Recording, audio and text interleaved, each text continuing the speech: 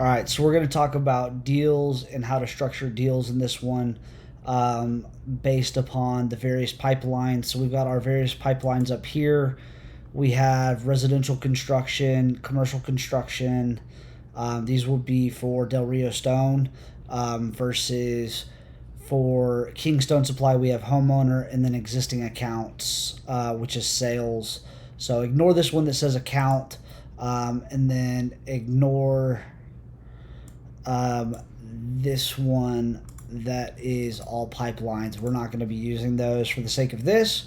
Let's start with residential construction. So in this one, what we would do is things would start off as a lead within here. So this is going to be as soon as we get somebody's information, we have to have all their contact info. So name, phone number, email, address info, project info, stuff like that into the lead right here. Then once we get their needs analysis, so what the project specifically entails. So this is once a meeting has been set with Justin or whoever is going to the job site to meet with them to quote this project. Then it's going to go into needs analysis.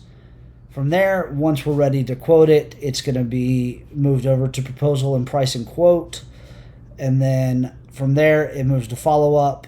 And then depending on what happens there, we're going to move it to either closed won, closed lost, or closed lost to competition. And the difference between those is if it's lost for any number of reasons from budget to whatever it is, it's going to go here. If we know for a fact that it's been lost to competition, we want to go ahead and log it here. We just need to make sure that we're tracking why certain projects are being lost. So that's on residential construction. The deal flow is going to be the exact same for commercial construction. We've got our lead here, needs analysis, proposal, follow-up, and then closed, whether won or lost. So next step is going to be, let's say, homeowner.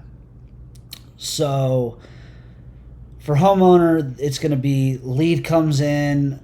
This could be a walk-in. It could be a online lead. It could be a social media lead. Whatever the lead is, let's start tracking it immediately from here in lead. And to do that, you would create a deal right here. We're going to obviously name the deal, have the account name if they've got an account, or put the contact name in here. We can do this when we create a lead. So if you come to leads right here and you click, this lead right here, you can convert it into a deal. So that's how we would do that right there. Once it's in here and we've got it in lead status, we're going to identify the decision makers. So whether that's husband, wife, whatever it is, we're going to move that over. We're going to move it over to qualification, so finding out exactly what it is that they're looking for. Then we'll move on to needs analysis, which is getting just more specific in that. So like the difference could be qualification is they're interested in a specific product, but we don't have any idea how much of said product. They could be interested in multiple products, things like that. Not until we've moved to needs analysis more so is it the case of what specifically they're looking for and the quantity that they're looking for. And then once we have that, it's going to go into proposal or quote. And realistically, we need to have identified decision makers over here, which is something that I will work on, is getting this in here into this slot. And then obviously once we've quoted it, then we're going to have to run it through and figure out where it closes, whether it's won or whether it's lost. So the existing sales account's going to be very similar. The only difference is because this is for existing accounts, we will be using this slightly differently. So this is whenever we're doing a quote for an existing customer, it automatically needs to be going in here as a minimum under proposal and price quote. And then after that, we can have it set to move to follow up. so that we know which deals we need to be following up on based on when those deals are closing. So for example, right here we have PO 123. So in here let's say we're gonna start it off at proposal and price. Let's go ahead and open it. In here we're gonna say,